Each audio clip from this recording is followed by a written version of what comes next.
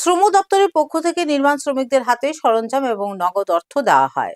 আজ সাবরুম শ্রম দপ্তরের অফিস কক্ষে সাবরুম মহকুমার যারা নির্মাণ শ্রমিককে ট্রেনিং করেছিল তাদেরকে কাজের সরঞ্জাম প্রদান করা হয় এবং প্রত্যেক নির্মাণ শ্রমিকদের 5 দিনের জন্য 2500 টাকা করে দেওয়া হয়। গত অক্টোবর মাসে সাবরুম নগর পঞ্চায়েতের শেল্টার হাউসে 47 জন নির্মাণ শ্রমিক 5 দিনের একটি প্রশিক্ষণ শিবিরে অংশগ্রহণ করেন। যারা যারা ওই প্রশিক্ষণ শিবিরে অংশগ্রহণ করেছিলেন তাদেরকে শ্রম দপ্তরের পক্ষ থেকে তাদের কাজের সরঞ্জাম প্রদান করা হয়, যেখানে ছিল একটি পাট্টা, একটি স্কেল এবং একটি ব্যাগ ভর্তি অন্য সামগ্রী। আজকে 26 জনের হাতে সরঞ্জাম সামগ্রী তুলে দিলেন সাবরুম মহকুমা শ্রম দপ্তরের আধিকারিক অমিত কর। যারা আমাদের এখানে রেজিস্টার্ড নির্মাণ শ্রমিক, তো নির্মাণ শ্রমিক কল্যাণ পর্ষদের উদ্যোগে তাদেরকে ট্রেনিংয়ের ব্যবস্থা করা হয়েছিল গত বছর অক্টোবর নভেম্বর মাসে।